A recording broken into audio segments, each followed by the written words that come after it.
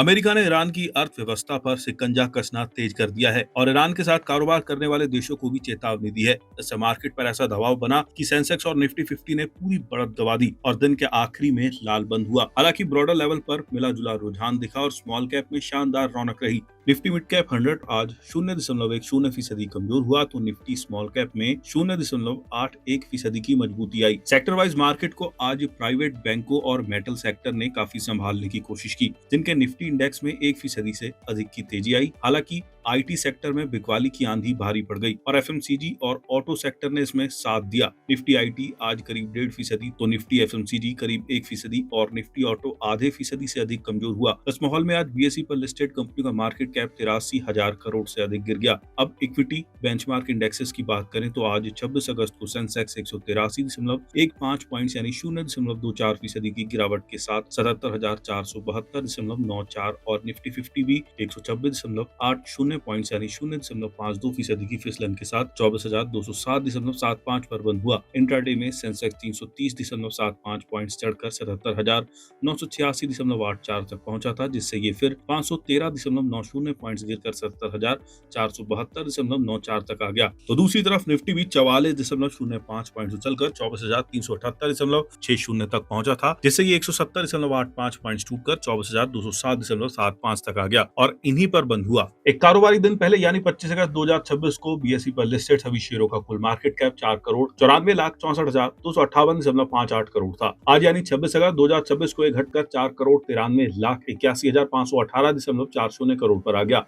इसका मतलब हुआ है कि निवेशकों की पूंजी में आज 82,740.18 करोड़ रुपए की गिरावट आई है। सेंसेक्स पर 30 शेयर लिस्टेड हैं, जिसमें सिर्फ 13 ही आज ग्रीन रहे।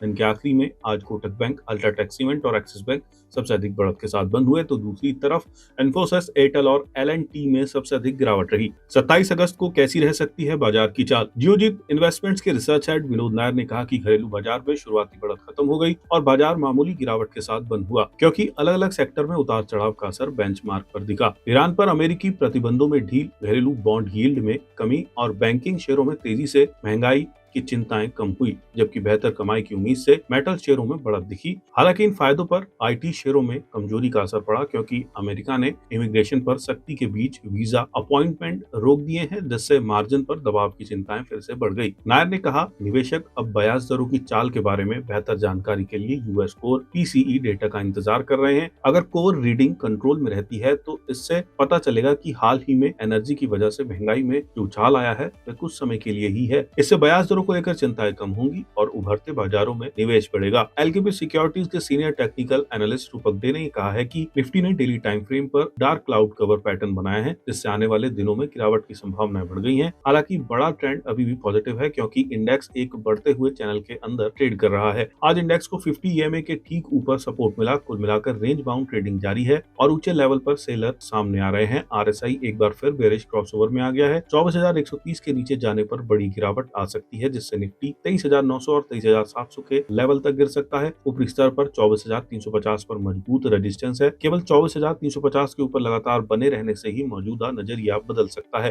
तब तक उतार चढ़ाव बने रहने की संभावना है। कोटक सिक्योरिटीज में head equity research Shrikant Chauhan का कहना है कि आज बेंचमार्क इंडेक्स में ऊंचे लेवल पर बिकवाली का दबाव देखा गया। निफ्टी 127 अंक गिरकर बंद हुआ, जबकि सेंसेक्स में 183 अंकों की गिरावट आई है। सेक्टर की बात करें तो मेटल और प्राइवेट बैंक इंडेक्स में 1% से ज्यादा की तेजी आई है, जबकि आईटी इंडेक्स में सबसे ज्यादा 1.45% की गिरावट दर्ज की गई। टेक्निकल तौर पर पॉजिटिव शुरुआत के बाद बाजार के ऊंचे लेवल पर लगातार बिकवाली के दबाव का सामना करना पड़ा। डेली चार्ट पर इसने एक बेरिश कैंडल बनाया है, जो और कमजोरी का संकेत है। हमारा मानना है कि इंट्राडे में बाजार का मिजाज कमजोर है, लेकिन नई बिकवाली तभी संभव है जब ये 24,150 से 77,300 के लेवल को तोड़ इसके नीचे बाजार 24,000 से 23,950 से 77,000 से 76,700 तक गिर सकता है। दूसरी ओर 24,500 से 24,550 से 78,300 से 78,500 तक जारी रह सकती है। बाजार का मौजूदा मिजाज किसी खास दिशा में नहीं है, इसलिए डे ट्रेडर्स के लिए लेवल बेस्ड ट्रेडिंग सबसे अच्छी रणनीति होगी।